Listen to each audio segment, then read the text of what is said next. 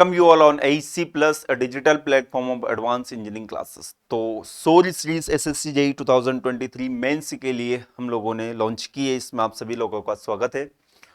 और आज का जो सेशन है इसमें हम बात करेंगे थर्मोडायनेमिक्स, और ये थर्मोडायनेमिक्स का लेक्चर नंबर 5 है। आई होप इससे पहले वाले सेशंस आप लोगों ने देखे होंगे और काफ़ी चीज़ें आप लोगों को सीखने को मिली होगी। ये सीरीज जो है स्पेशली एसएससी जेई के लिए डिजाइन की गई है, और इसी तरह से अगर आप सभी सब्जेक्ट को रिवाइज करना चाहते हो, अच्छे क्वेश्चंस का कलेक्शन देखना चाहते हो, अच्छे क्वेश्चन को रिवीजन करने चाहते हो with test series, video solution, सारे सब्जेक्ट को कम समय में रिवाइज करना चाहते हो, तो हमारी जो एप्लीकेशन है AEC प्लस, इस एप्लीकेशन पर हम लोगों ने बैच बनाया है, that is practice plus revision batch. और ये जो बैच है ऑलरेडी स्टार्ट हो चुका है 15 अक्टूबर से, इसमें आप एनरोल कर सकते हो। इस बैच के अंदर आपको लगभग 200 प्लस आवर्स के लेक्चर मॉड्यूल्स मिलेंगे, जिससे आप आपके बड़े से बड़े सब्जेक्ट को काफी कम समय में रिवाइज कर सकते हो। साथ में इस बैच के अंदर आपको 3000 प्लस अच्छे गेट ES लेवल के क्वेश्चंस के वीडियो सॉल्यूशन सब्जेक्ट वाइज देखने को मिलेंगे। और साथ में इस बैच के अंदर टेस्ट सीरीज भी इंक्लूड है, जिसमें 100 प्लस टेस्ट हैं, और साथ में सभी सेशंस की आपको PDF भी प्रोवाइड की जाएगी। तो चलिए सेशन को हम स्टार्ट करते हैं। और ये मैं आपको बता देता हूं कि थर्मोडायनेमिक्स हम पढ़ रहे हैं, और थर्मोडायनेमिक्स का लेक्चर नंबर 5 है ये। इससे पहले 4 लेक्चर हो चुके हैं, तो टोटल 80 क्वेश्चन, अच्छे क्वेश्चन हम देख चुके हैं। चलिए तो स्टार्ट करते हैं सेशन को, लेक्चर नंबर 5, और देखते हैं आज के सेशन का पहला क्वेश्चन। देखिए क्वेश्चन क्या है, in steady flow adiabatic turbine the changes in the internal energy, enthalpy, kinetic energy and potential energy of working fluid from inlet to exit are this and this। तो देखिए question को आपको ध्यान से पढ़ना है। ये क्वेश्चन जो है आपका टरबाइन का क्वेश्चन है, स्टेडी फ्लो एनर्जी इक्वेशन यहां पर आपको यूज करना है। तो देखिए क्या बोला है कि जो प्रॉपर्टीज है वो चेंज हो रही है इनलेट से एग्जिट पर, जब आपका स्टीम फ्लो कर रहा है टरबाइन के अंदर। तो यहां पर देखिए सबसे पहले क्या है, change in the internal energy. तो change in the internal energy यहां पर हमें दी गई है कितनी, -100 किलो जूल पर kg। इसके अलावा क्या दिया गया हमें, देखिए चेंज इन एंथैल्पी। तो एंथैल्पी को हम एच से डिनोट करते हैं, it will be -140 kilo joule पर kg। And change in kinetic energy will be -10 kilojoule पर kg। और चेंज इन पोटेंशियल एनर्जी जो है वो है 0। क्या बोला गया क्वेश्चन में, which of the following gives the amount of work develop by the turbine. तो देखिए टरबाइन में डेफिनेटली हमें वर्क मिलेगा, तो कितना वर्क मिलेगा ये हमें यहां से निकालना है। अब देखिए टरबाइन में कौन सी प्रोसेस होती है ये भी आपको पता होना चाहिए। यहां पर भी क्वेश्चन में मेंशन किया गया है स्टेडी फ्लो एडियाबेटिक टरबाइन है, मतलब यहां पर फ्लो जो होगा कैसा होगा, एडियाबेटिक फ्लो होगा। तो स्टेडी फ्लो एनर्जी इक्वेशन हम यहां पर यूज करेंगे। स्टेडी फ्लो एनर्जी इक्वेशन क्या बोलती है, इनलेट पर जो एनर्जी है, इनलेट पर कौन कौन सी एनर्जी रहेगी, एंथैल्पी रहेगी, साथ में काइनेटिक एनर्जी रहेगी, साथ में पोटेंशियल एनर्जी रहेगा। अगर हीट ट्रांसफर हो रहा है तो उसको भी हम यहां पर इनलेट में लिखेंगे, is equal to H2 plus C2 का square by 2 plus GZ2 plus work done by the turbine. तो देखिए क्वेश्चन में पहले ही हमें बोल दिया गया है कि change in potential energy will be 0, so this both term are cancel out. अब देखिए यहां पर चेंज का मतलब क्या होता है ये भी ध्यान रखें, फाइनल माइनस इनिशियल, मतलब 2 - 1 को हम क्या बोलेंगे, चेंज बोलेंगे। तो हमें दिया क्या क्या है, इस H1 को मैं उधर लेकर जाऊंगा। देखिए स्टडी फ्लो एडियाबेटिक फ्लो है, तो ये Q क्या होगा, 0 हो जाएगा। इसको मैं उधर लेके जाऊंगा, इसको भी मैं उधर लेके जाऊंगा, तो क्या बन जाएगा ये, change in enthalpy plus change in kinetic energy plus work is equal to 0, work done by the turbine. Change in enthalpy कितना दिया है, change in enthalpy will be -140। Change in kinetic energy कितना दिया है, देख लीजिए -10 -140 कितना हो जाएगा, -150। उसको उधर लेकर जाएंगे तो work done by the turbine कितना जाएगा, +50, 150 किलो जूल पर kg।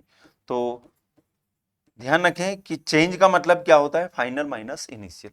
तो यहां पर आप देख सकते हो इसका करेक्ट आंसर क्या होगा, it's option number D will be the correct answer. Okay, देखिए यहां पर कंफ्यूज करने के लिए आपको चेंज इन इंटरनल एनर्जी भी दिया हुआ है, ये -100 किलो जूल पर केजी, इसका कोई यहां पर यूज नहीं है। ओके, ये ध्यान रखें आप लोग। चलिए, तो इसका करेक्ट आंसर हमें पता चल गया। नेक्स्ट क्वेश्चन, अच्छा क्वेश्चन है, the internal energy of a certain system is a function of temperature alone and is given by the formula. देखिए इंटरनल एनर्जी सिस्टम की बोल रखा है कि it is function of temperature alone, और इसका फॉर्मूला भी हमें दिया गया है कितना, 25 plus 0.25 T kilo joule. Okay, अब देखिए क्या बोला गया है, if this system executes a process for which the work done पर डिग्री टेम्परेचर इंक्रीज इज। देखिए क्या दिया गया है, इसको आपको समझना है। वर्क डन पर डिग्री टेम्परेचर इंक्रीज, मतलब यहां पर हम इसको इस तरह से लिखेंगे, D W by D T हमें दिया गया है कितना, 0.75 किलो न्यूटन मीटर। देखिए पर डिग्री टेम्परेचर इंक्रीज बोला है ना, पर डिग्री मतलब कि डिवाइडेड बाय आपको टेम्परेचर करना होगा यहां पर। The heat interaction per degree temperature increase in kilo joule, मतलब हमें क्या निकालना है, D Q by D T, ये हमें यहां से निकालना है। तो according to first law of thermodynamics हम क्या लिखते हैं, फर्स्ट लॉ ऑफ थर्मोडायनेमिक्स किसी भी प्रोसेस के लिए D Q is equal to D U plus del W, इस तरह से हम लिखते हैं। तो यहां पर हमारे पास D W by D T है, D Q by D T हमें निकालना है, तो हमें क्या चाहिए, D U by D T, और D U by D T ये यहां पर इंटरनल एनर्जी है, ई को यहां पर बोला गया है इंटरनल एनर्जी, जो कि हम जनरली किससे डिनोट करते हैं, यू से करते हैं। तो हमें क्या निकालना पड़ेगा, हमें निकालना पड़ेगा D E by D T. तो D E by D T अगर हम यहां से निकालेंगे तो क्या बन जाएगा ये, तो देखिए 25 का डिफरेंशिएशन आप करेंगे तो 25 कांस्टेंट है, तो इसका डिफरेंशिएशन क्या हो जाएगा, 0 हो जाएगा। 0.025 टी का डिफरेंशिएशन करेंगे तो क्या बचेगा, 0.25 ही बचेगा। तो ये भी हमारे पास आ गया। तो इस इक्वेशन को हम इस तरह से लिख सकते हैं, D Q by D T is equal to D U by D T plus D W by D T. तो देखिए ये हमें निकालना है, ये हमें गिवन है, कितना गिवन है, ये हमारे पास आ गया। देखिए ये D E by D T को हम D U by D T भी लिख सकते हैं। तो ये कितना आ जाएगा, 0.25 plus D W by D T कितना दिया है, 0.75। तो answer will B 1 kilo joule. अब देखिए कंफ्यूज होने वाली यहां पर कोई बात नहीं है, अगर किलो न्यूटन मीटर अगर दे रखा है तो न्यूटन मीटर जो होता है ये जूल ही होता है, ध्यान रखें, न्यूटन मीटर जो होता है ये जूल ही होता है, इसलिए ये भी किलो जूल है, ये भी किलो जूल है, तो आंसर जो आएगा वो भी किलो जूल में आएगा। तो आंसर क्या जाएगा हमारा, option D will be the correct answer. चलिए now move to the next question, question number 83। क्या बोला गया क्वेश्चन में, the heat transfer Q, the work transfer W and the change in internal energy U are all zero in the case of. Heat transfer zero, कोई work transfer भी नहीं हो रहा है, और चेंज इन इंटरनल एनर्जी जो है वो भी जीरो है। तो अब हमें यहां पर ऑप्शन के अकॉर्डिंग बताना है कि ये तीनों जीरो कब होते हैं। चलिए पहला ऑप्शन हम यहां पर देखते हैं, a rigid vessel containing steam eight 150 degree Celsius. एक रिजिड वेसल है जिसके अंदर स्टीम है 150 डिग्री सेल्सियस पर, left in the temperature which is 25 degree Celsius. उस कंटेनर को अगर हम ऐसे इन्वायरमेंट में रख देते हैं जिसका temperature 25 degree Celsius temperature, rigid container बोल रखा है, यहां पर इंसुलेटेड नहीं बोल रखा है, मतलब हीट ट्रांसफर होगा, इसलिए यहां पर Q जीरो नहीं होगा, Q is not equal to zero. Rigid container है, कांस्टेंट वॉल्यूम रहेगा, तो पीडीवी वर्क जो रहेगा वो जीरो रहेगा। इसके अलावा चेंज इन इंटरनल एनर्जी जो रहेगी वो भी जीरो नहीं रहेगी, क्योंकि हीट ट्रांसफर जीरो नहीं। ठीक है, चलिए पहला ऑप्शन गलत हो गया। सेकंड क्या है, 1 kg of gas contain in insulated cylinder, yes insulated बोल रखा है, मतलब Q जो रहेगा क्या रहेगा, जीरो रहेगा, no doubt. Expanding as the piston move slowly outward, piston move करा है बाहर की तरफ, इसका मतलब क्या होगा, यहां पर वर्क तो होगा, वर्क होगा तो वहां पर वर्क जीरो नहीं होगा, तो ये स्टेटमेंट जो है ये भी सही नहीं। थर्ड स्टेटमेंट हम देख लेते हैं, a rigid vessel containing ammonia gas, rigid vessel है, इसका मतलब पीडीवी वर्ग जो होगा क्या होगा, 0 होगा। चलिए वर्ग यहां पर हमें 0 मिल गया। Ammonia gas connected through a wall to an evacuated rigid vessel, the vessel, the wall and the connecting pipe being well insulated, well insulated, हर चीज वेल इंसुलेटेड है, मतलब कोई हीट ट्रांसफर नहीं होगा, क्या होगा, dq इज इक्वल टू 0। और dw अगर 0 है, dq 0 है, तो change in internal energy is also 0। तो यहां पर यही ऑप्शन जो होगा क्या होगा, करेक्ट हो जाए। लास्ट वाला भी देख लेते हैं, 1 kg of air flowing adiabatically from the temperature from the atmosphere into a previously evacuated bottle. तो 1 kg of air flowing adiabatically from the atmosphere into the previously evacuated bottle. तो यहां पर वर्क ट्रांसफर भी होगा, heat transfer नहीं होगा, but internal energy भी क्या होगी, चेंज होगी। तो ये ऑप्शन भी नहीं हो सकता। तो करेक्ट आंसर क्या होगा, option C will be the correct. तो यहां पर आपको चारों स्टेटमेंट पढ़ना था, वहां पर आपको पता करना था कि किस स्टेटमेंट के according work transfer, heat transfer और change in internal energy all are the 0। So the correct answer हमें पता चल गया, option C will be the correct answer. Now move to the next question, question number 84, match the column का question है। दो list हमें दी गई है, यहां पर इस लिस्ट में हमें अलग अलग प्रोसेस के नाम दिए गए हैं, और यहां पर उन लिस्ट इन प्रोसेस में जो वर्क इंटरेक्शन होता है उनके फॉर्मूले हमें यहां पर दिए गए। तो यहां पर हमें इन दोनों लिस्ट को मैच करना है। सबसे पहले हम बात करते हैं work done in A polytropic process. तो देखिए work done in A polytropic process, तो पॉलीट्रोपिक प्रोसेस के वर्क डन के फॉर्मूले में आपको पता होना चाहिए कि पॉलीट्रोपिक इंडेक्स आएगा, और उसको हम डिनोट करते हैं किससे, एन से। तो जिस फॉर्मूले में एन आ रहा है आप उससे इसका मिलन कर दीजिए, तो definitely it will B matches with 4। Okay, work done in steady flow process, तो स्टेडी फ्लो प्रोसेस एक ओपन फ्लो सिस्टम होता है, तो यहां पर स्टेडी फ्लो प्रोसेस में वर्क इंटरेक्शन कितना होता है, माइनस बीडीपी होता है, ये फॉर्मूला आपको पता होगा। हीट ट्रांसफर इन ए रिवर्सिबल एडियाबेटिक प्रोसेस, अरे रिवर्सिबल एडियाबेटिक प्रोसेस में हीट ट्रांसफर, पहले ही बोल दिया रिवर्सिबल एडियाबेटिक प्रोसेस, तो हीट ट्रांसफर जो होगा क्या होगा, 0 होगा। तो ये किससे मैच होगा, ये 2 से मैच हो जाएगा। Work done in isentropic process, isentropic process मतलब ये रिवर्सिबल एडियाबेटिक प्रोसेस की बात चल रही, तो यहां पर वर्क इंटरेक्शन जो होता है कितना होता है, P1 V1 minus P2 V2 upon gamma -1। तो ये किससे मैच होगा, ये मैच होगा आपका 3 से।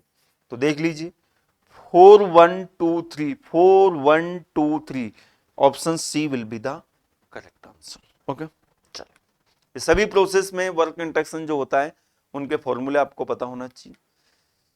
देखिए पॉलीट्रोपिक प्रोसेस के लिए वर्क इंटरेक्शन का फॉर्मूला ये होता है, और वहीं पर एडियाबेटिक प्रोसेस अगर आ जाती है तो वहां पर एन की जगह क्या आ जाता है, गामा आ जाता है, ध्यान रखें। चलिए आगे बढ़ते हैं। नेक्स्ट क्वेश्चन, इस तरह के क्वेश्चन आने की बहुत ज्यादा प्रोबेबिलिटी है, और ऐसे क्वेश्चन को करने का सिंपल सा फंडा होता है।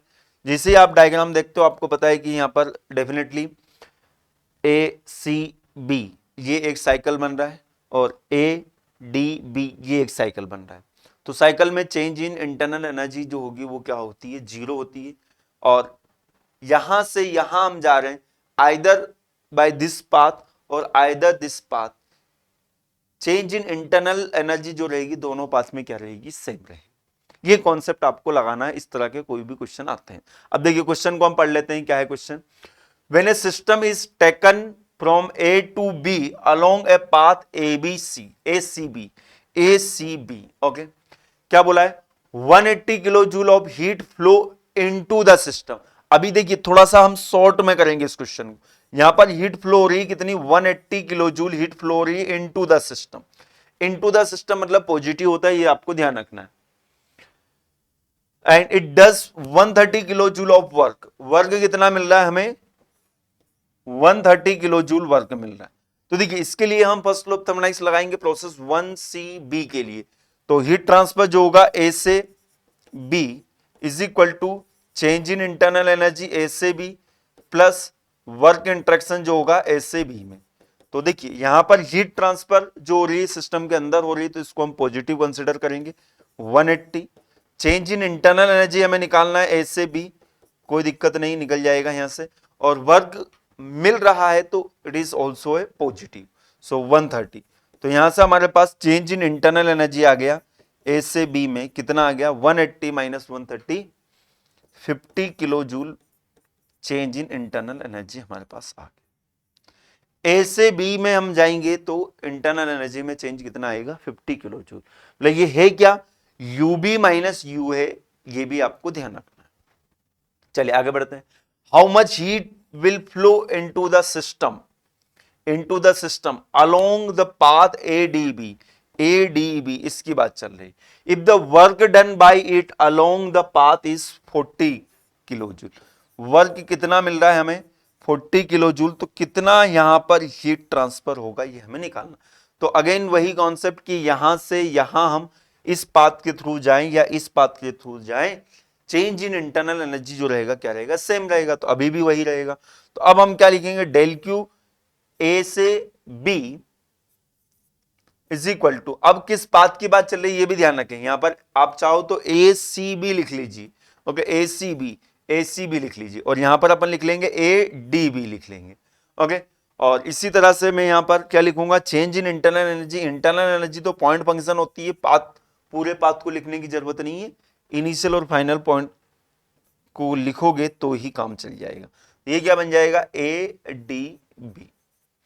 तो अभी हमारे पास क्या है, हमारे पास गिवन है क्या, वर्क, जो वर्क हमें मिल रहा है it will B 40, change in internal energy वही रहेगा अगेन 50, तो ये कितना जाएगा 40 plus 50 90 kilo joule will be the answer. Question ऐसे डेफिनेटली पूछे जाएंगे, और ऐसे क्वेश्चन को आप बिल्कुल माइंड सेट कर लो, ऐसे क्वेश्चन अगर आते हैं तो, कि हमें इंटरनल एनर्जी में चेंज सबसे पहले निकालना है, और वही इंटरनल एनर्जी में चेंज दूसरे पाथ के थ्रू भी हम जाएंगे तो वही मिलेगा, और वही कॉन्सेप्ट लगाकर हमें क्या करना है, इस क्वेश्चन का आंसर निकालना। चलिए now move to the next question, question number 86। क्या बोल रहा है, a gas expand from a pressure P1 to a pressure P2, और P2 जो है वो 1/10 है P1 का, एक्सपांसन हो रहा है, प्रेशर डिक्रीज होगा no doubt. If the process of expansion is isothermal, expansion कैसा हो रहा है, isothermal हो रहा है, the volume at the end of expansion is 0.55 meter cube. If the process is expansion is adiabatic, the volume at the expansion will be closer to, बहुत ही अच्छा question है। देखिए क्वेश्चन में आपको क्लियर कर देता हूं पहले तो, कि एक्सपांसन हो रहा है, हम पीवी डायग्राम बनाते हैं, पीवी डायग्राम बनाते हैं। Suppose the expansion will be isothermal, initial pressure जो है ये P1 है, और फाइनल प्रेशर जो है ये क्या है, P2 है। इनिशियल प्रेशर P1 और फाइनल प्रेशर जो है P2, और ये P2 कितना है, P1 का 1/10 है, ओके। ये आइसोथर्मल प्रोसेस है, suppose it will be a isothermal process, और at the end of expansion ये वॉल्यूम हमको बोला गया है कितना है, this will be the 0.55 meter cube, okay. ये पीवी डायग्राम हमने बना लिया। अब देखिए क्वेश्चन में क्या बोला गया है कि अगर प्रोसेस हमारी एडियाबेटिक है तो फिर फाइनल वॉल्यूम कितना होगा। तो अब यहां पर तो एग्जैक्टली प्रेशर भी हमें नहीं दिया गया, वॉल्यूम यहां पर फाइनल दिया गया, इनिशियल भी नहीं दिया गया, तो भाई कैलकुलेशन हम यहां पर नहीं निकाल सकते जब तक हमारे पास डेटा नहीं हो पूरा। बट ऑप्शन इस तरह से डिजाइन किए गए हैं कि आप आंसर निकाल सकते हो। कैसे, देखिए ये एक्सपांसन प्रोसेस है, और आपको पता होना चाहिए कि आइसोथर्मल प्रोसेस और एडियाबेटिक प्रोसेस में स्लोप किसका ज्यादा होता है, स्लोप होता है एडियाबेटिक प्रोसेस का। तो ये अगर मैंने आइसोथर्मल प्रोसेस बनाई है तो एडियाबेटिक प्रोसेस कैसी बनेगी, डेफिनेटली एडियाबेटिक प्रोसेस ऐसी हमें बनानी पड़ेगी जिसका स्लोप क्या रहेगा, ज्यादा रहेगा। तो एडियाबेटिक प्रोसेस अगर है तो एक्सपांसन के बाद में जो वॉल्यूम हमें मिलेगा, यहां पर ये जो वॉल्यूम हमें मिल रहा है, ये वॉल्यूम 0.55 से क्या होगा, कम होगा। तो ये V स्टार जो होगा क्या होगा, definitely less than 0.55 meter cube. तो अगर आप ऑप्शन को देखोगे तो ऑप्शन में एकमात्र एक ऐसा ऑप्शन है जिसमें वैल्यू 0.55 से क्या है, कम है, दैट इज 0.45। कैलकुलेशन नहीं करना है, कैलकुलेशन से यहां पर कोई आंसर नहीं आने वाला है। यहां पर आपको सोचना है, प्लॉट करना है दोनों प्रोसेस को, और फिर दिमाग लगाना है कि जो वॉल्यूम होगा वो क्या होगा, ज्यादा होगा या कम होगा।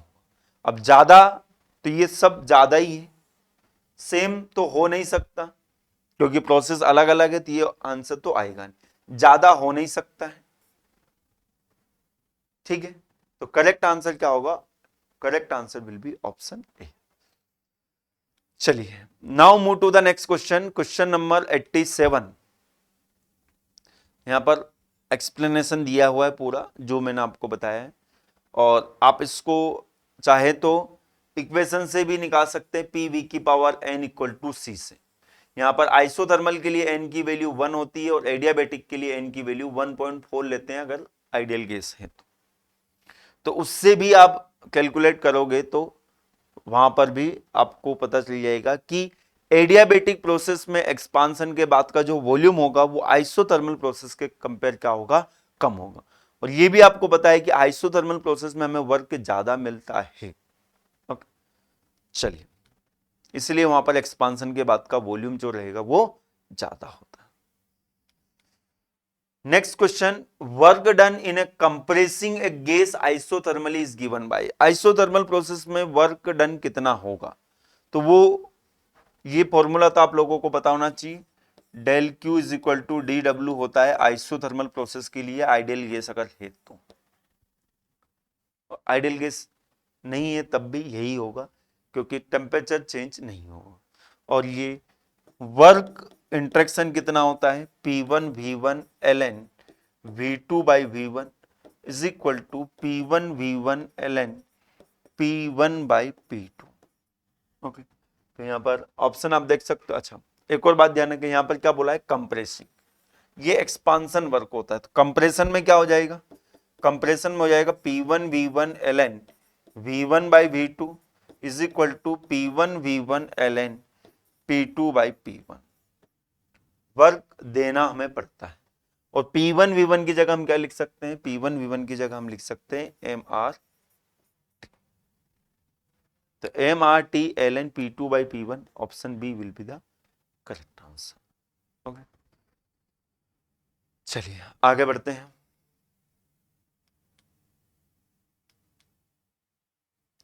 नेक्स्ट क्वेश्चन नंबर 88 क्या बोल रहा है, a control mass undergoes a process from state 1 to 2, state 1 to 2 as shown in the figure. During this process the heat transfer to the system is 200 kilojoule.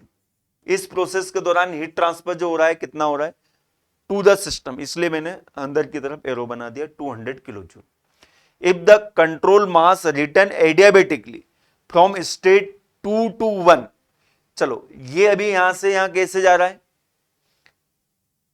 ऐसा नहीं बताया, अब बोला है कि एडियाबेटिकली वापस आ रहा है, 2 से 1 आ रहा है। ठीक है, इसी को हम बोल लेते हैं एडियाबेटिक है सपोज। अब क्या बोला है, by another process then the work interaction during the return process is. अब इस रिटर्न प्रोसेस में वर्क इंट्रैक्शन कितना होगा ये हमें निकालना है। अच्छा क्वेश्चन है, बहुत ही अच्छा क्वेश्चन कहूंगा मैं।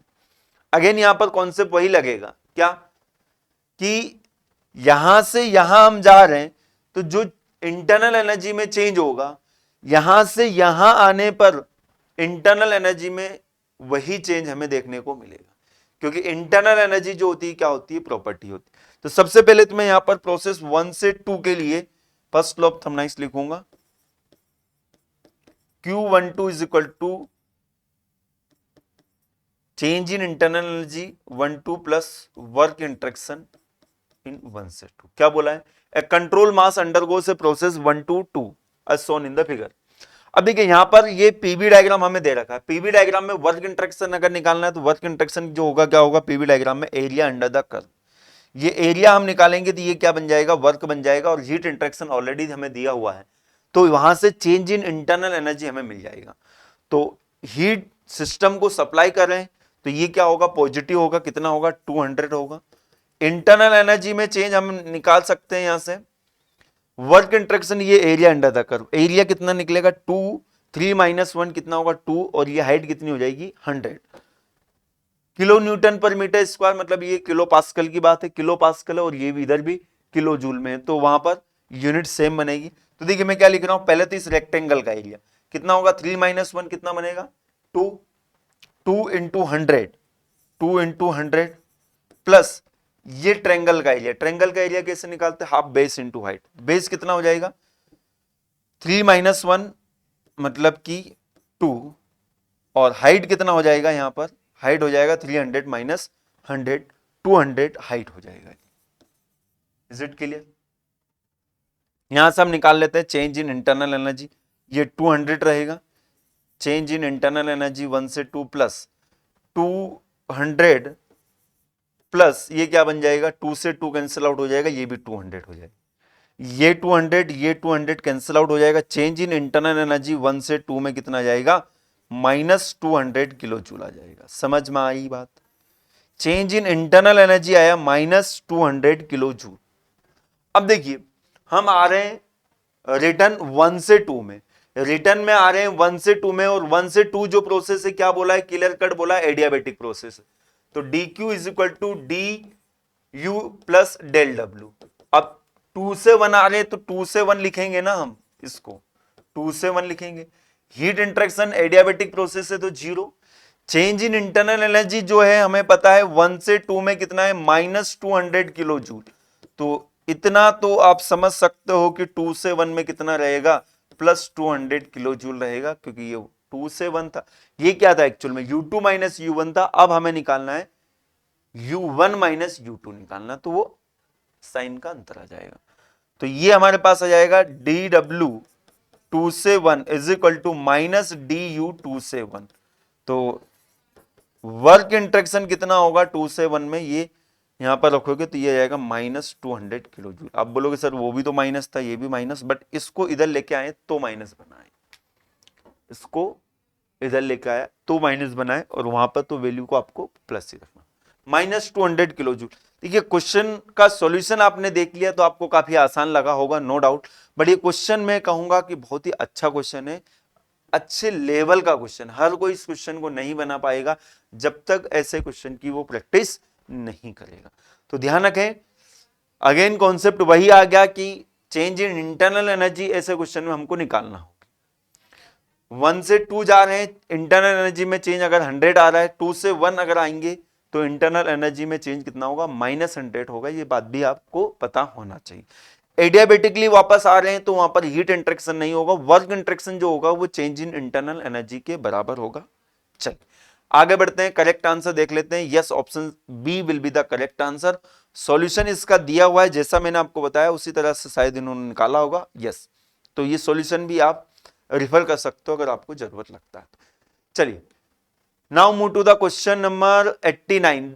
ए tank containing air stirred by a paddle wheel. देखिए टैंक है हमारे पास, this will be the tank, इसके अंदर क्या है, air.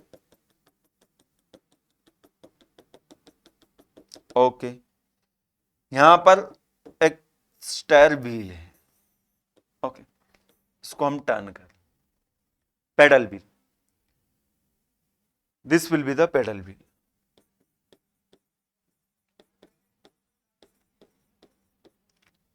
The work input to the pedal wheel is 9000 kilo joule. इस पेडल व्हील को कितना वर्क हम दे रहे हैं, 9000 किलो जूल हम वर्क दे रहे हैं। बिल्कुल, इसको हम घुमाएंगे मोटर के द्वारा तो वर्क हम इसको इनपुट देंगे, यही वर्क यहां पर ट्रांसफर होगा। And the heat transfer to the surrounding from the tank is 3000 kilo joule. ये हीट ट्रांसफर जो हो रहा है कितना हो रहा है, 3000 किलो जूल हो रहा है। अब क्या बोला है, the external work done by the system is, ये सिस्टम है हमारा, this will be our system. तो external work done by the system, work done by the system, बेटा external work done by the system, ये जो work है ये it is not a external work, it's a internal work, it's not a boundary work. Boundary work कब होगा, देखिए tank है ना, एक रिजिड वेसल हो गया ना ये, तो तो यहां पर पीडीवी वर्क जो रहेगा वो क्या रहेगा, 0 रहेगा। तो कोई एक्सटर्नल वर्क नहीं रहेगा, ये बात ध्यान रखें, कैलकुलेशन करने मत बैठ जाना। ये irreversible process, it's a irreversible process. System कोई वर्क नहीं करेगा क्योंकि यहां पर मोशन नहीं होगा। ओके, वर्क ट्रांसफर हो रहा है, क्लोज सिस्टम है, वर्क ट्रांसफर हो रहा है, कांस्टेंट वॉल्यूम है, वर्क ट्रांसफर हो रहा है, but it's not A PDB work, it's not a boundary work, it's not a external. So the correct answer will be option ए। देखिए वही चीज यहां पर मेंशन की गई है जो चीज मैंने आपको बताई है। Now move to the next question, question number 90। क्या बोल रहा है, the diagram shown in the figure represent a reversible compression of air on PV coordinate. देखिए क्या बोला है, रिवर्सिबल कंप्रेशन, ये ए से बी हम जा रहे हैं, एक कंप्रेशन प्रोसेस है। कैसे हमें पता चली, क्योंकि यहां पर प्रेशर बढ़ रहा है, वॉल्यूम कम हो रहा है। Okay, the work of compression needed a centrifugal compressor is equal to area. देखिए कंप्रेशन प्रोसेस है, और कंप्रेशन प्रोसेस कहां पर हमें देखने को मिलती है, कंप्रेसर के अंदर। कंप्रेसर के अंदर क्या होता है, सक्शन होता है, कंप्रेशन होता है, देन डिस्चार्ज होता है। तो अगर हमें वर्क इंटरेक्शन निकालना है कंप्रेसर के लिए, तो कौन सा एरिया वर्क इंटरेक्शन को बताएगा, कंप्रेसर के। तो कंप्रेसर के बारे में आपको पता होना चाहिए कि ये एक ओपन सिस्टम होता है। ओपन सिस्टम होता है, मास एंटर करेगा, मास बाहर निकलेगा। तो यहां पर वर्क इंटरेक्शन जो होता है वो कैसे निकालते हैं, उस प्रोसेस को हम प्रोजेक्ट करते हैं कहां पर, प्रेशर एक्सिस पर, क्योंकि वर्क इंटरेक्शन जो होता है यहां पर क्या होता है, वीडीपी होता है।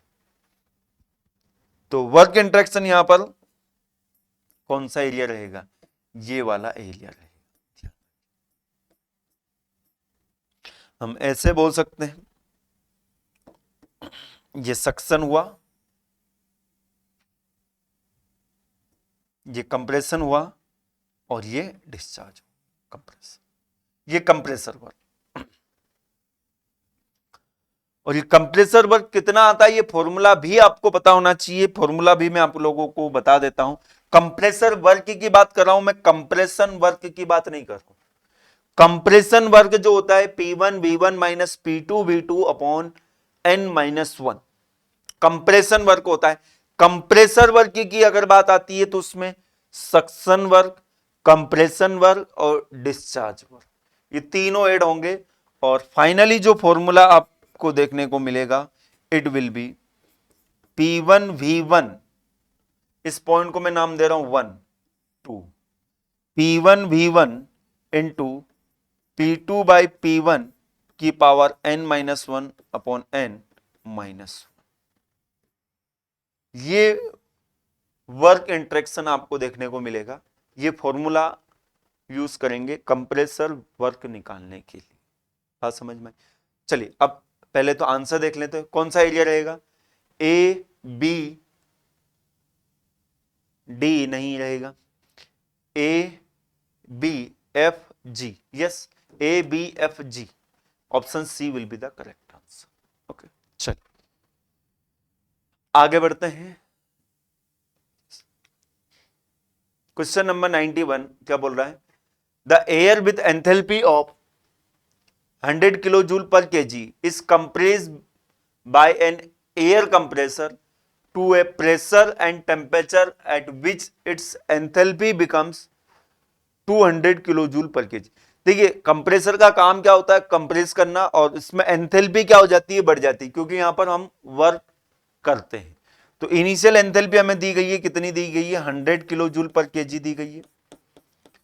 कंप्रेस हम करेंगे तो एंथैल्पी बढ़ जाएगी एयर की, और कितनी हो गई है, it will B 200 kilo joule per KG. Okay, the loss of heat is 40 kilo joule per KG. Generally हम कंप्रेशन प्रोसेस को हम एडियाबेटिक मानते हैं, बट यहां पर क्वेश्चन में बोल दिया गया है कि हीट लॉस हो रहा है, मतलब ये पॉलीट्रोपिक प्रोसेस, हीट बाहर निकलेगी डेफिनेटली, ये बात भी ध्यान रखें। तो loss of heat D Q हम इसको बोलेंगे, कितना दिया गया है, 40 kilo joule per KG. Okay, from the compressor as the air passes through heat, air जब उससे पास होगी तो हीट का लॉस होगा, ठीक है। Neglecting kinetic and potential energy, the power required for air mass flow rate of 0.5 kilo joule पर second. Power हमसे पूछा। अब देखिए, या तो आप स्टेडी फ्लो एनर्जी इक्वेशन पूरा लगाइए या फिर थोड़ा सा दिमाग लगाइए। तो स्टेडी फ्लो एनर्जी इक्वेशन हम लगाएंगे तो भी आंसर वही आएगा, थोड़ा सा आपने सोच लिया तो भी आप आंसर निकाल सकते हो। ऐसे ये कंप्रेसर है, यहां की एंथैल्पी है 100, यहां की एंथैल्पी है 200। हीट यहां पर लॉस हो रहा है तो हमें वर्क ज्यादा करना पड़ेगा। कितना ज्यादा करना पड़ेगा? देखिए, 100 से 200 में ले जाने के लिए 100 किलो जूल पर केजी हमें वर्क करना पड़ेगा, और साथ में ये हीट भी बाहर निकल रही है तो ये भी तो हमें वर्क करना पड़ेगा। तो कितना करना पड़ेगा? 100 + 40 140 kilo joule per KG. But अब इसको देख के आपको आंसर नहीं लगा, वैसे ये ऑप्शन ही नहीं है, मैं होता तो एक ऑप्शन ये भी बना। यहां पर मास फ्लो रेट बोल रखा है 0.5 किलो जूल पर सेकंड, तो आपको मास फ्लो रेट का मल्टीप्लाई करना, तब तो जाके पावर मिलेगा आपको, क्योंकि ये किलो जूल पर केजी है और ये 0.5 केजी पर सेकंड है। तो किलो केजी से केजी कैंसिल होगा तो ये किलो जूल पर सेकंड बन जाएगा, पावर बन जाएगा। तो आंसर क्या आएगा? 70 किलोवाट आपको पावर इनपुट देना। तो स्टेडी फ्लो एनर्जी इक्वेशन लगाकर भी आप कर सकते हो। कैसे कर सकते हो देख लीजिए, यहां पर ये पूरा कैलकुलेशन यहां पर दिया हुआ है। तो इतना करने के बजाय थोड़ा सा क्वेश्चन को ध्यान से पढ़ ले। ध्यान रखें कि जब भी कंप्रेसर से हीट लॉस होगा तो ज्यादा वर्क करना पड़ेगा, ज्यादा करना पड़ेगा। तो जितना हीट लॉस हो रहा है वो, और जितनी एंथैल्पी में इंक्रीमेंट हुआ वो, अब मास फ्लो रेट अगर दिया है तो उसका हम मल्टीप्लाई कर देंगे। चलिए आगे बढ़ते हैं। Next, the internal energy of a gas obeying van der Waal equation. ये ध्यान रखें, रियल गैस जो होती है it will follow van der Waal equation, P + A by V का square into V minus B is equal to RT। Okay, कभी कभी फॉर्मूले में यहां पर N भी आता है, N स्क्वायर, और यहां पर भी N आ जाता है, नंबर ऑफ मोल के टर्म्स में भी आ जाता है। अब यहां पर बोला गया है कि ये इक्वेशन जो होती है किस पर डिपेंड होती है? टेम्परेचर पर। Temperature and pressure, temperature and specific volume, pressure and specific volume. तो आप ध्यान रखें कि ये जो इक्वेशन होती है it depends on temperature as well as the specific volume. Okay, temperature as well as the specific volume दोनों पर डिपेंड करती है। इसका करेक्ट आंसर क्या हो जाएगा? Option C will be the correct answer. Yes, और ये कैसे हम निकाल सकते हैं? देखिए, इंटरनल एनर्जी जो होती है it is a function of temperature and volume. किसके लिए? रियल गैस के लिए। Internal energy is the function of temperature and volume, किसके लिए? रियल गैस के लिए। और उसका जो रिलेशन होता है वो कुछ इस तरह से बनता है। और फाइनल रिलेशन हमारे पास जो आता है, ये रिलेशन भी आप ध्यान रखें, फाइनल रिलेशन जो आता है हमारे पास चेंज इन इंटरनल एनर्जी का, ये किसी भी गैस के लिए हम इसको यूज कर सकते हैं। और वहीं पर अगर आइडियल गैस अगर है तो आइडियल गैस के लिए क्या होता है? यहां पर हम लिखते हैं PV is equal to MRT। तो ये वाली जो टर्म है, ये वाली टर्म जो है आपका 0 बन जाएगा, ये ध्यान रखें आइडियल गैस के लिए। ओके, यहां पर ये T माइनस में नहीं है, T डेफिनेटली ये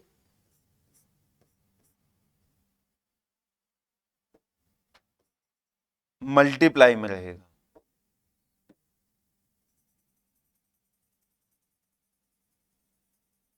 ओके, तो T into del P by del T at constant volume पर ये P के बराबर ही बन जाता है। उसको थोड़ा सा आप सोल्व करोगे तो आ जाएगा। ओके, तो आइडियल गैस के लिए चेंज इन इंटरनल एनर्जी हमारे पास आ जाएगा कितना? du is equal to CV dt। So for ideal gas change in internal energy is only the function of temperature। बाकी तो वो स्पेसिफिक वॉल्यूम पर भी डिपेंड करती है टेम्परेचर के साथ। चलिए नेक्स्ट क्वेश्चन क्या है? Question number 93, a system while undergoing a cycle ABCDA has the value of heat and work transfer as given in the table. जब भी ऐसे क्वेश्चन आते हैं तो आपको पता है कि फर्स्ट लॉ ऑफ थर्मोडायनामिक्स हम यहां पर अप्लाई करेंगे। ओके, तो यहां पर क्या बोला है क्वेश्चन में? The power develop in kilowatt is nearly, power develop हमें निकालना है यहां पर। तो पावर डेवलप, पावर क्या होता है, नेट वर्क या नेट हीट, कुछ भी आप निकाल लीजिए साइकिल के लिए तो वो पावर बन जाएगा। तो पावर डेवलप अगर हमें निकालना है तो नेट वर्क हम निकाल लेते हैं पहले। तो नेट वर्क कितना होगा, अब देखिए पावर डेवलप इन किलोवाट, तो आपको यूनिट को ध्यान से देखना होगा। ये यूनिट आपको जो दी हुई है किस में दी हुई है, किलो जूल पर मिनट में दी हुई है। ओके, तो यहां पर ये एक्चुअल में पावर के टर्म्स में ही दिया हुआ है, मतलब किलो वॉट के टर्म्स में ही दिया हुआ है। बट वॉट के लिए आपको मीटर जूल पर सेकंड की जरूरत होती है, तो इसको आप मिनट को सेकंड में कन्वर्ट कर। चलिए, तो नेट पावर कितना हो जाएगा, ये प्लस है ये माइनस है, तो 474 माइनस 180 कर लीजिए। यहां से भी आप करेंगे तो वही चीज आपको देखने को मिलेगी, ये भी आप ध्यान रखें।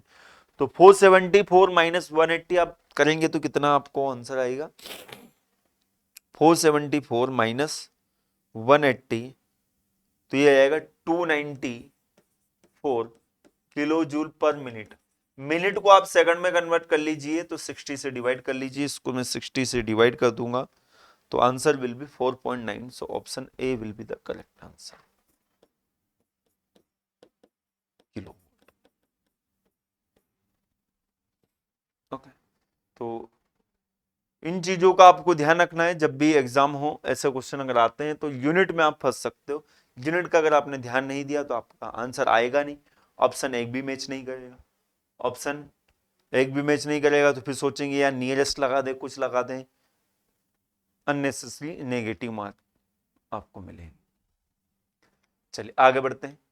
क्वेश्चन नंबर 94 क्या बोल रहा है, 94 द हीट अब्सोर्ब और reject during a polytropic process is equal to.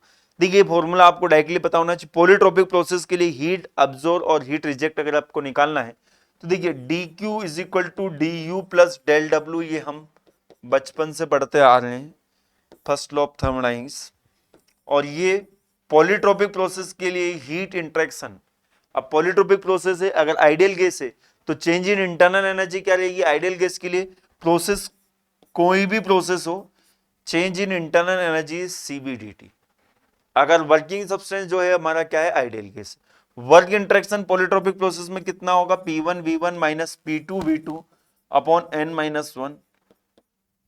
इन दोनों को जब आप सॉल्व करोगे तो ये क्यू पोली जो है पॉलीट्रोपिक प्रोसेस का जो हीट इंटरेक्शन है, इसको मैं ऐसे लिखूंगा क्यू पोली, इसका एक स्टैंडर्ड फॉर्मूला बन जाता है डब्ल्यू पोली के टर्म्स में, जो कि क्या होगा, फॉर्मूला आपको पता होना चाहिए, it will be gamma minus n divided by N-1 into W पोली।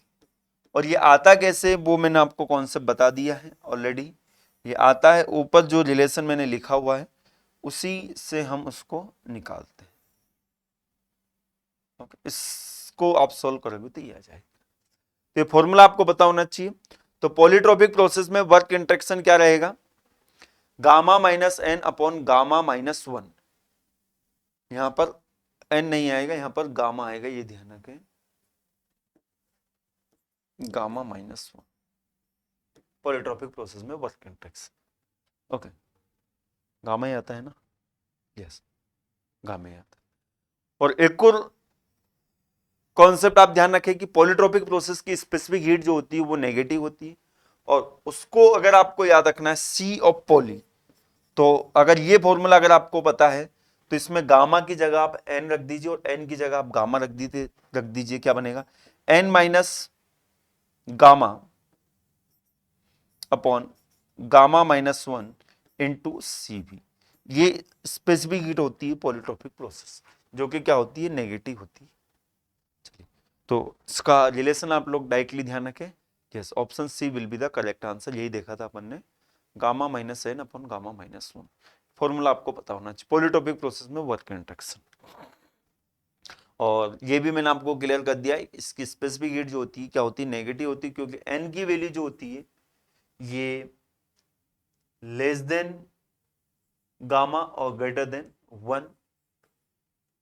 तो यहाँ पर आप n की वैल्यू पुट करेंगे तो ये वैल्यू जो आएगी नेगेटिव। नेगेटिव का मतलब क्या होता है, यहाँ पर ये भी आप ध्यान रखें कि अगर आप हीट सप्लाई कर रहे हो तो टेम्परेचर क्या होता है, डिक्रीज होता है। क्यों? क्योंकि इंटरनल एनर्जी, क्योंकि वहां पर वर्क हमें ज्यादा मिलता है, इंटरनल एनर्जी वहां पर डिक्रीज होती है, तो इसलिए उसकी स्पेसिफिक हीट जो होती है क्या होती है, नेगेटिव होती है। चलिए now move to the next question, question number 95। क्या बोल रहा है 95? Identify the process for which the two integral PDV and minus BDP evaluated between any two given state is gives the same value। देखिए कई बार मैं आपको बता चुका हूं कि पीडीवी वर्क और वीडीवी वर्क किसके लिए सेम होता है, it will be same for the isothermal process. Isothermal process के लिए हम आइडियल गैस इक्वेशन क्या लिखते हैं, PV is equal to MRT, ये कांस्टेंट पार्शियल डिफरेंशिएशन करेंगे, PDV plus VDP is equal to 0, तो पीडीवी जो होगा किसके बराबर बन जाएगा, ये बन जाएगा माइनस वीडीपी, दोनों का इंटीग्रल करोगे तो वैल्यू क्या आएगी, सेम आएगी। किसके लिए, आइसोथर्मल प्रोसेस के लिए। Option B will be the correct answer. ठीक है, चलिए आगे बढ़ते हैं। क्वेश्चन नंबर 96 क्या बोल रहा है 96? विच one of the following phenomena occurs when A gas in a piston cylinder assembly expand reversibly at constant pressure? Which one of the following phenomena occurs? देखिए पिस्टन सिलेंडर अरेंजमेंट है और यहां पर gas जो है एक्सपांड कर रही है और यहां का प्रेशर जो है क्या है, कांस्टेंट है। प्रेशर कांस्टेंट है, गैस एक्सपांड कर रही है, इसका मतलब वर्क हमें मिल रहा है, वर्क मिल रहा है, इसका मतलब यहां पर आपको कुछ ना कुछ हीट सप्लाई करनी पड़ेगी। कांस्टेंट प्रेशर प्रोसेस में अगर आपको वर्क मिल रहा है, कुछ ना कुछ हीट सप्लाई करनी पड़ेगी, तभी यहां पर प्रेशर क्या हो सकता है, कांस्टेंट रह सकता है, क्योंकि वर्क भी हमें क्या हो रहा है, मिल रहा है। तो heat added to the gas बिल्कुल हो सकता है। बाकी ऑप्शन भी हम पढ़ लेते। हीट रिमूव, अरे हीट रिमूव करेंगे तो वहां पर एक्सपांशन कैसे होगा, कांस्टेंट प्रेशर कैसे मेंटेन रहेगा, बिल्कुल नहीं। Gas does work from its own stored energy, खुद की स्टोर एनर्जी से वर्क कर रही है। अगर खुद की स्टोर एनर्जी से अगर वर्क कर रही है तो प्रेशर कांस्टेंट नहीं हो सकता है। To maintain constant pressure you need to supply some amount of heat, क्योंकि वहां पर वर्क भी मिल रहा है। Gas undergoes adiabatic expansion, adiabatic expansion अगर होता तो वहां पर प्रेशर कांस्टेंट नहीं होगा, प्रेशर में चेंजेस देखने को मिलेगा। So definitely the correct answer will be option A. चलिए now move to the next question, question number 97 क्या बोला, during steady flow compression process of a gas with a mass flow rate of 2 kg per second, mass flow rate है 2 kg per second, increase in specific enthalpy। देखिए ये compression process है, enthalpy में increment हो रहा है, कितना हो रहा है 15 किलो जूल, ऐसा क्वेश्चन अपन पहले भी कर चुके हैं, 15 kilo joule per KG. Decrease in kinetic energy, kinetic energy decrease हो रही है। अब ये बात आपको ध्यान रखना पड़ेगा, देखिए ये इंक्रीज हो रहा है, काइनेटिक एनर्जी डिक्रीज हो रही है। The rate of heat rejection to the environment, heat reject जो हो रहा है इन्वायरमेंट में, dq इज इक्वल टू कितना है 3 किलो वॉट, किलो वॉट है ये। अरे वाह अच्छा क्वेश्चन है। मास फ्लो रेट भी हमें यहां पर दे रखा है। The power needed to drive the compressor, तो इसके लिए तो आप स्टडी फ्लो एनर्जी इक्वेशन लिख लोगे तो ज्यादा बेटर रहेगा। H1 प्लस C1 का square by 2 plus GZ1 plus Q is equal to H2 plus C2 का square by 2 plus GZ2 plus work. अब देखिए क्वेश्चन में हमें पूछा क्या है, the power needed to drive the compressor, power needed पूछा है, और यहां पर डिक्रीज इन काइनेटिक एनर्जी जो है 2 किलो जूल पर केजी है, ये हमें दे रखा है 3 किलो वॉट। ओके, ये कितना दे रखा है 3 किलो वॉट। ओके चलिए, हीट रिजेक्ट हो रही है तो सिस्टम से अगर हीट निकल रही है तो नेगेटिव लेंगे इसको, तो ये माइनस लेंगे इसको। अब देखिए डिग्री क्या बोला है, increase in specific enthalpy. Increase मतलब ये H2 माइनस H1 है, तो ये H2 माइनस H1 इसको मैं इधर लेके जाता हूं, तो ये H2 माइनस H1 ये बन जाएगा। तो ये कितना दिया है हमें, ये दिया हुआ है 15 किलो जूल पर केजी। तो 15 किलो जूल को मैं किलो जूल पर केजी को वॉट में कन्वर्ट करूंगा तो किससे मल्टीप्लाई कर देता हूं, 2 से मल्टीप्लाई कर देता हूं।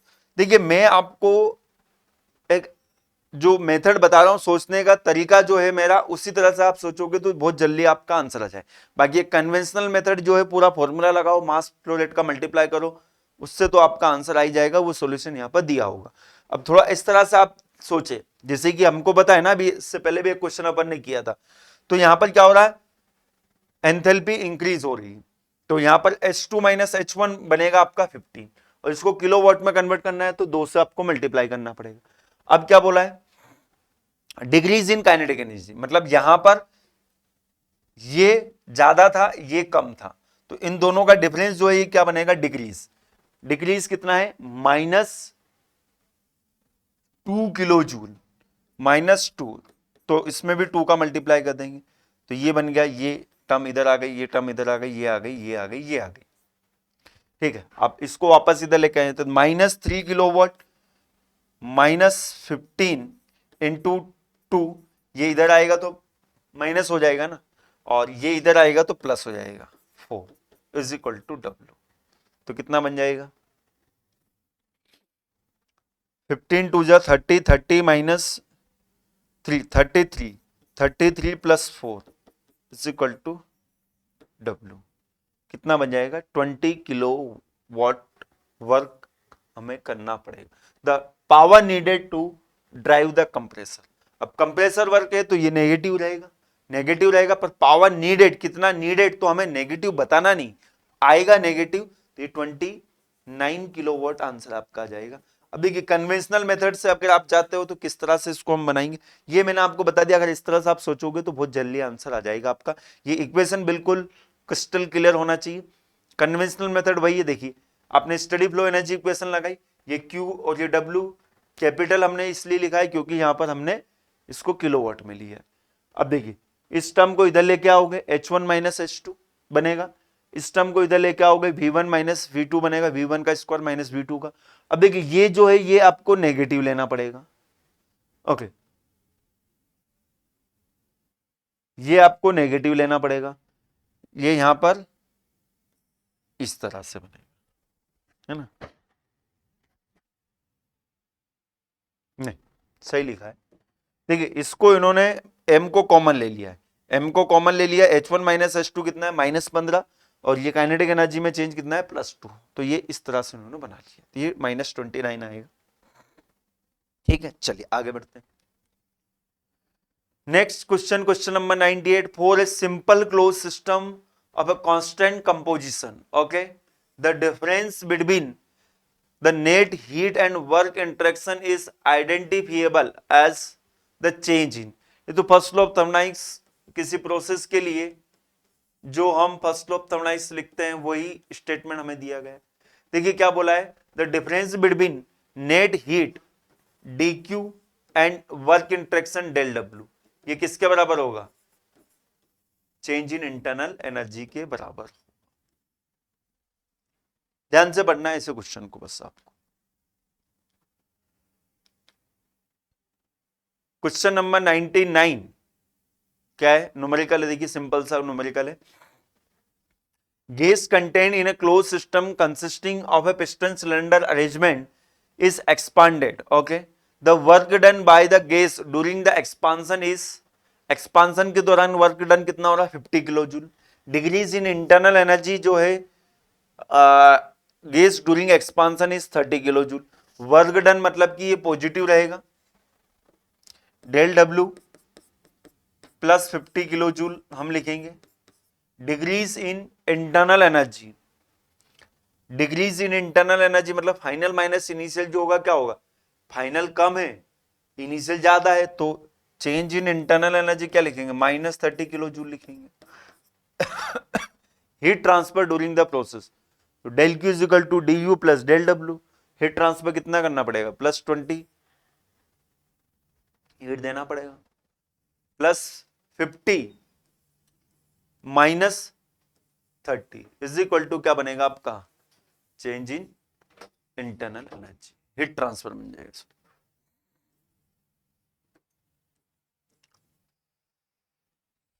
तो the correct answer will be option B, +20 kilo joule आपको हीट ट्रांसफर करना पड़ेगा। अगर वर्क इंटरेक्शन जो हो रहा है कितना हो रहा है, +50 किलो जूल हो रहा है, और internal energy 30 kilo joule decrease हो रही है। तो आपको ध्यान रखना है साइन का, यहां पर एक्सपांशन प्रोसेस है, वर्क अगर हो रहा है तो पॉजिटिव लोगे, इंटरनल एनर्जी में अगर डिक्रीमेंट अगर बोला है तो इसको आप हमेशा नेगेटिव कंसिडर करो।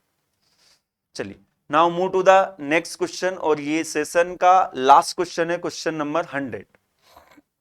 क्या बोला है देखिए क्वेश्चन में, which one of the following substance has a constant specific heat at all pressure and temperature. तो किस सब्सटेंस की जो स्पेसिफिक हीट है वो हमेशा कांस्टेंट रहेगी किसी भी टेम्परेचर और प्रेशर पर। तो देखिए यहां पर जो ऑप्शन है उसके अकॉर्डिंग हमें आंसर करना है, मोनोएटॉमिक गैस, डायएटॉमिक, ट्राइएटॉमिक या पॉलीएटॉमिक गैस। तो देखिए अगर गैस की बात होती है तो गैस हमें पता है कि आइडियल गैस, और आइडियल गैस की जो इंटरनल एनर्जी होती है वो टेम्परेचर का फंक्शन होती है। बट यहां पर गैस को भी स्पेसिफाई कर दिया उन्होंने, मोनोएटॉमिक, डायएटॉमिक, ट्राइएटॉमिक। तो अब सभी गैसेस की स्पेसिफिक हीट के बारे में आपको पता होना चाहिए।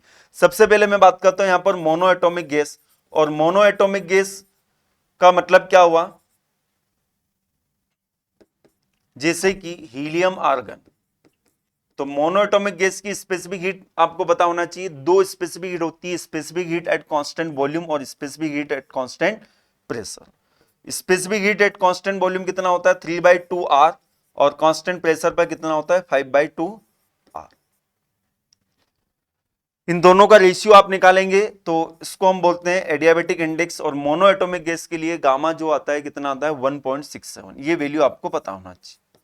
सिमिलरली अगर मैं बात करूं यहां पर डायएटॉमिक गैस, तो डायएटॉमिक गैस के लिए जैसे कि एग्जांपल एयर को हम डायएटॉमिक गैस मानते हैं, क्योंकि एयर में मैक्सिमम नाइट्रोजन और ऑक्सीजन का कंटेंट होता है, दोनों ही डायएटॉमिक गैस होती है।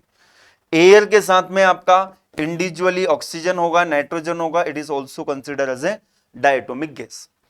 तो इसके लिए सीपी सीवी की वैल्यू आप ध्यान रखें, यहां पर जो सीपी की वैल्यू होती है मोनोटॉमिक गैस के लिए, वही सीवी की वैल्यू होती है डायटोमिक गैस के लिए। तो कितना हो जाएगा, 5/2R, और सीपी की वैल्यू जो होगी इसमें आर आप ऐड कर दीजिए, तो ये कितना बन जाएगा, 7/2R। और इन दोनों का रेशियो आप लोगों को पता होना चाहिए डायरेक्टली 1.4, जो कि एयर के लिए अपन बोलते हैं एडियाबेटिक इंडेक्स। इसी तरह से अगर मैं बात करूं ट्राइएटॉमिक गैस, तो ट्राइएटॉमिक गैस एग्जाम्पल जैसे कि CO2, SO2। ट्राइएटॉमिक गैस के लिए CV की वैल्यू जो होती है 3R, और CP की वैल्यू जो होती है 4R। इन दोनों का रेशियो आप निकालेंगे CP/CV, तो ये कितना बन जाएगा, 1.33। अब देखिए यहां पर क्या बोला है कि टेम्परेचर और प्रेशर के साथ किसका स्पेसिफिक हीट कांस्टेंट होता है। तो यहां पर आप ध्यान रखें ट्राइएटॉमिक और डायटोमिक गैस जो होती है, इनका अगर स्पेसिफिक हीट वर्सेस टेम्परेचर का को अगर आप प्लॉट करेंगे तो ये प्लॉट आपको कुछ इस तरह से देखने को मिलेगा, ये CP और ये CV, इन दोनों के बीच का जो डिफरेंस रहेगा ऑलवेज R रहेगा, बट टेम्परेचर के साथ दोनों की वैल्यू क्या होगी, बढ़ेगी। और वहीं पे अगर मैं बात करूं जो मोनोएटॉमिक गैस होती है, मोनोएटॉमिक गैस का प्लॉट अगर आप देखेंगे CP CV टेम्परेचर के साथ क्या होता है, कांस्टेंट होता है, और इन दोनों के बीच का डिफरेंस जो रहेगा वो क्या रहेगा, R रहेगा। ओके, साथ में एक और चीज आप ध्यान रखें, टेम्परेचर बढ़ाने पर गामा की वैल्यू पर क्या इफेक्ट आएगा। तो देखिए CP CV दोनों बढ़ेगा, इक्वल अमाउंट में बढ़ेगा डायएटॉमिक और ट्राइएटॉमिक गैस के लिए। तो इन दोनों का रेशियो अगर आप देखोगे CP/CV का रेशियो, CP/CV का रेशियो, CP भी बढ़ रहा है, CV भी बढ़ रहा है, और CP जितना बढ़ रहा है उतना ही CV बढ़ रहा है। तो आप ध्यान रखें कि इन दोनों का रेशियो जो होगा वो क्या होगा, कम होगा। एक एग्जांपल से समझ सकते हो, जैसे कि अगर हम लिखते हैं 4/3, तो 4/3 की वैल्यू आप निकालेंगे तो ये बनेगा 1.33, और 4 में +1 कर दीजिए 5, 3 में भी +1 कर दीजिए 4, 5/4 की वैल्यू आप निकालोगे तो ये 1.25 आएगा। आप देख सकते हो इन दोनों का रेशियो क्या हो जाएगा, डिक्रीज हो जाएगा। तो आप ध्यान रखें, मोनोएटॉमिक गैस का जो सीपीसीवी होता है टेम्परेचर प्रेशर के साथ चेंज नहीं होता है। सो the correct answer will be option ए। इनका सीपीसीवी की वैल्यू आप ध्यान रखें, गामा की वैल्यू भी आप ध्यान रखें। तो ये टोटल 20 क्वेश्चंस देखे हमने इस सेशन में। आई होप आपको सेशन पसंद आया होगा। चलिए मिलेंगे हम नेक्स्ट सेशन में, और सेशन अगर आपको पसंद आया तो इसको कमेंट्स बॉक्स में जरूर मेंशन करें, और सेशन की पीडीएफ के लिए must join our public Telegram group AEC plus app and YT discussion channel. जितने भी हमारे एप्लीकेशन पर सेशंस होते हैं उनकी सभी पीडीएफ आपको यहां पर इस चैनल के अंदर मिलेगी। Okay, so thank you very much to join the session. Good bye, take care, मिलते हैं नेक्स्ट सेशन में। Bye bye.